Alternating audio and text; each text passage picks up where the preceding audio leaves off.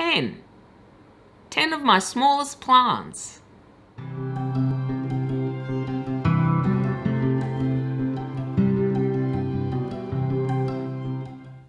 G'day my lovelies, welcome back to my channel.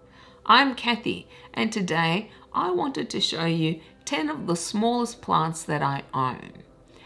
In my opinion, small plants are adorable. I find them almost irresistible. I do have a thing for little leaves. I find them just so cute and I love watching them grow. Not all plants remain small, of course, and I know a lot of people love those massive fiddly figs, which I still don't like, but there is also something to be said for small plants. I have one, for example, on a small side table because it doesn't take up a lot of room. If I try to put a larger plant in the same space, I can't do it because there just isn't the space for it. And that's what I love about these little plants. You can put them everywhere. The other advantage with having small plants is you can have more because they don't take up as much space as bigger plants do. My monster, for example, my Monstera deliciosa, he's huge. I don't know why he's a he and everything else is a she, but anyway, I digress. But he takes up so much space now that where he was, I used to have several plants, but now he needs all that room to himself. Whereas I can have a lot of little plants, say, on a table because I can fit more there. So there is also that advantage. And I guess it depends, like not everyone likes small little leaves, whereas I really do. I just think they're so cute and adorable and I'm constantly drawn to them. I also like baby plants, though I'm not always successful at growing them. And that is, I think, some of the disadvantages with small plants is that, particularly if they're a baby plant, they can be a little bit more difficult, more tender, more susceptible to problems because they haven't hardened as such or matured and become more accustomed to different conditions. I do find that some baby plants I cannot keep alive. Others, I don't seem to have any trouble. It probably depends on the species. Another problem with small plants is that you usually need to water them much more often than, say, a plant in a very large pot. Because they're in much smaller containers, they dry out faster, which means sometimes you can be watering twice, 3 times a week. So I think like anything, there are pluses and minuses to small plants. But I must admit, they are some of my favorites, and I think most of my plants are smaller plants. I don't think anyone will be surprised that most of the plants I'm going to show you today that are my smallest plants are peperomias, because peperomias generally don't grow very large. They will grow to some degree, of course, all plants grow, but not huge. So let me start by showing you some of my peperomias. This is a stem cutting from my Peperomia ugly Vocia, as Miro from Basic Plants calls her, and I think it's accurate at the moment. Mine still looks terrible, but it is recovering, so I'm very glad about that. And this is one of the stem cuttings I took, which is actually going to be a gift for someone. She is just little. She has put out several leaves. She is not going to remain small, but at the moment she is, and I think she is so cute. I mean, just look at her. Isn't she gorgeous? So adorable. I just love this one. And she's much healthier than the mother plant, which is good. Look at the size of these leaves. They're just so tiny. This is what I really love about small plants anyway. The next peperomia is this. This is Peperomia Turboensis. I always find that name really fascinating. This is also called the red watermelon peperomia. Again, this is a small plant. It will grow, and apparently it can trail or climb, but I don't think it is going to be a huge plant, not like, say, Peperomia obtusifolias. At the moment though, it is just adorable. I just love this one. Next is this. This is my Peperomia Rubella. She is adorable and she has the tiniest little leaves. I just love this one because she's so cute. She's grown really well for me, which I love, and she's not getting a ton of light. I'd say she's probably getting medium light, but it doesn't matter, she's still growing. And her petioles are slightly fuzzy. She's just so adorable. This is the one that sits next to my armchair where I spend my evenings, and I just love looking at her and sometimes touching her, but I have to be so careful because her leaves are really tiny, as you can see. She has these beautiful pinkish reddish stems and lovely medium green leaves. Such a cutie. Next is this. My Piccolo Bendle. She is not looking the best. But she's tiny and still alive. Some of the leaves are looking a little sad, but it's winter. Sometimes our plants do look sad in winter. But this is probably one of the smallest plants I have. And I just love it because it's really the most adorable thing. She's doing okay, but I might have overwatered her or underwatered her. She's not actually rotting, so I'm not sure. Yeah, my strike rate with peperomias is not very good anymore. Anyway, but yeah, she is my smallest and cutest. Well, one of the cutest anyway. Small plants that I have. The next one I have, which I think is going to grow a little bit bigger because she's been growing so well, is this. This is my Peperomia Tryna. I love this one. This one is beautiful. She has been growing so well for me. I'm really surprised I've been able to keep her alive. And she has beautiful leaves. They remind me a little of watermelons in that they have striping, and she has reddish petioles. She's clearly wanting something to climb, so I might actually give her a small trellis and see how she does, or she can trail. She doesn't have massive leaves.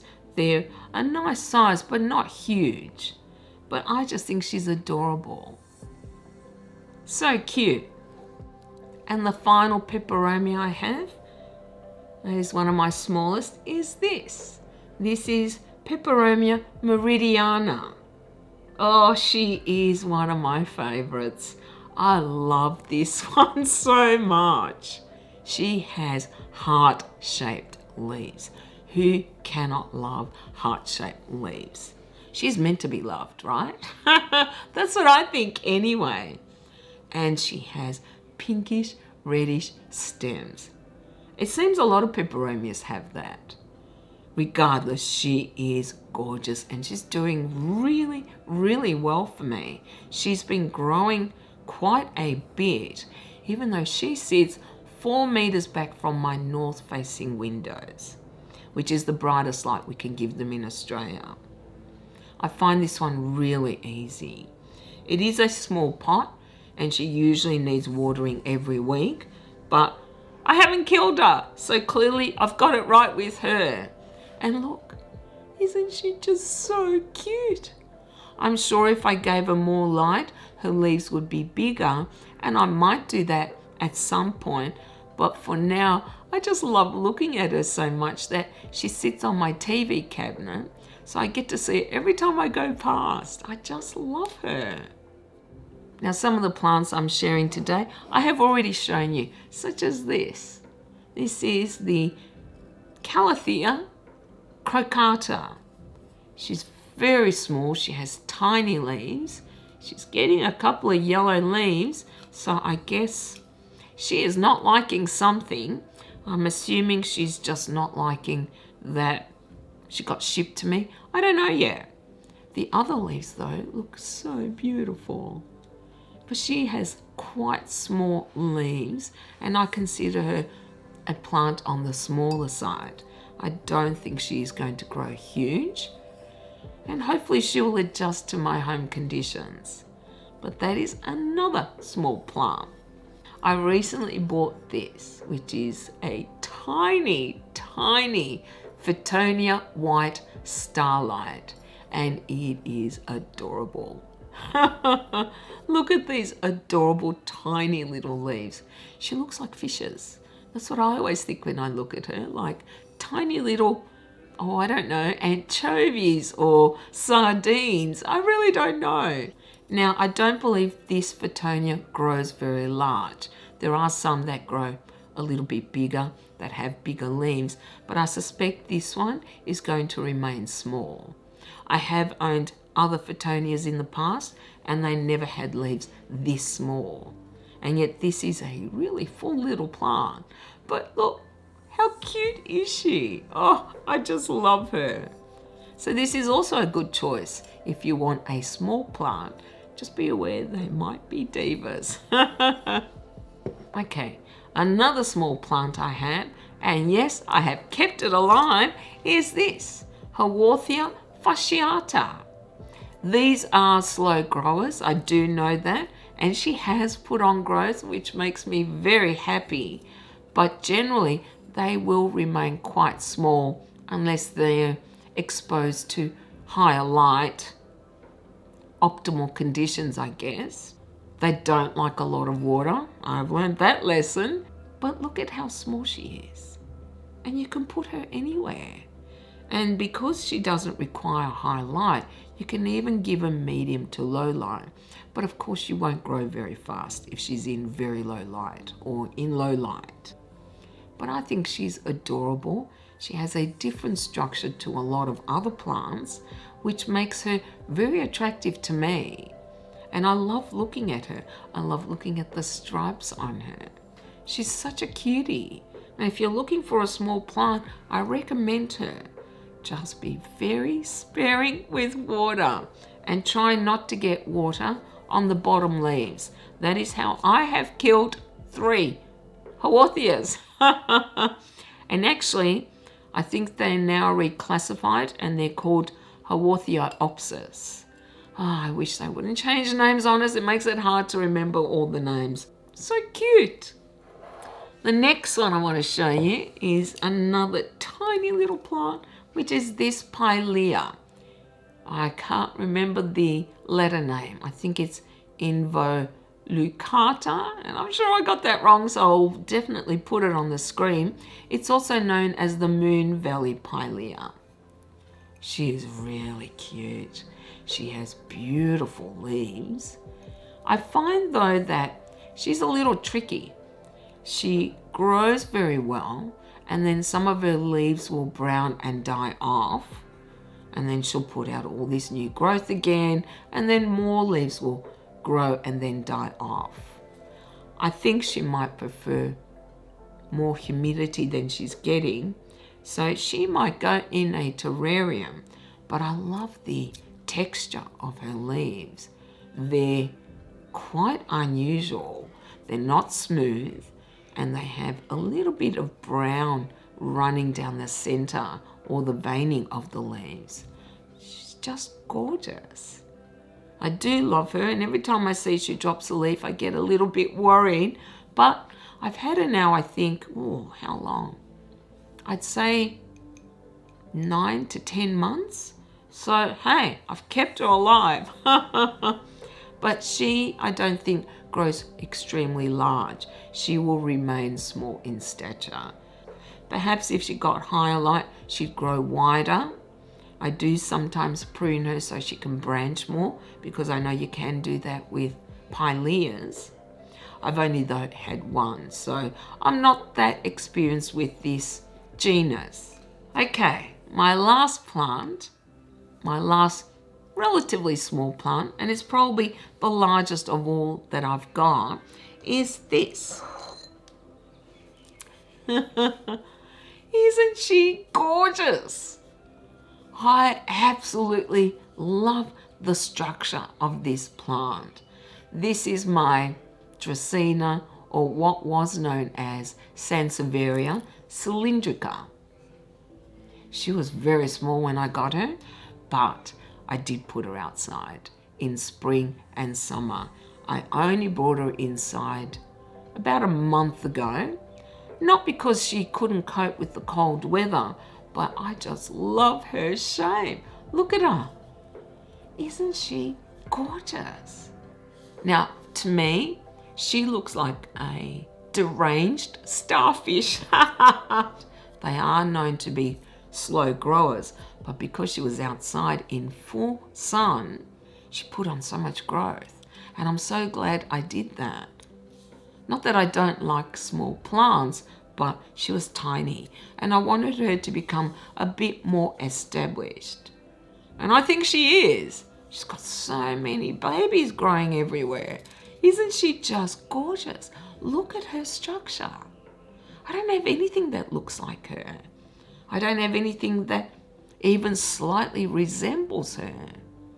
My other snake plants have quite a different structure.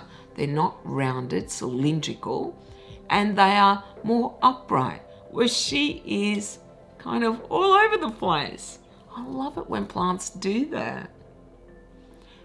Now, you might have seen some cylindricas that have been like braided. I kind of don't like that myself. It looks unnatural and, oh, I don't know. It reminds me of constraining someone. So I personally don't want that. I want her to grow any way she likes. But she is a slower grower than some plants, and she will remain small, particularly if you don't give her high light, because they can tolerate any light levels. That has been my experience with snake plants, Dracaenas, Sansevierias, whatever you want to call them. So that was the last small plant of mine that I wanted to show you. Let me know if you are a fan of small plants, or do you prefer big, huge foliage? I think I like both. I don't think I am drawn to one over the other. I think in some places in my home, I love having huge leaves, but in others, I like that I can put all these little plants anywhere in my home. Well, not anywhere, but somewhere that might suit the light conditions that they require. Well, that is all I have for you guys today. Let me know your preference, small or large. Which do you prefer? I'm very curious, actually. I have no idea which one will be more popular, but I guess we'll find out. Thank you guys so very much, as always, for hanging out with me. I really do appreciate all of you who come back and watch my videos every week, who comment and like them. Thank you. And as usual, and you know I don't like saying this, but the truth is, by getting people to like or subscribe to our channels, it helps other people find it. So if you like this video, you can give it a thumbs up. And if you haven't already, do consider subscribing to my channel. I hope you all have a beautiful day and a beautiful weekend, and I will see you next time. Bye.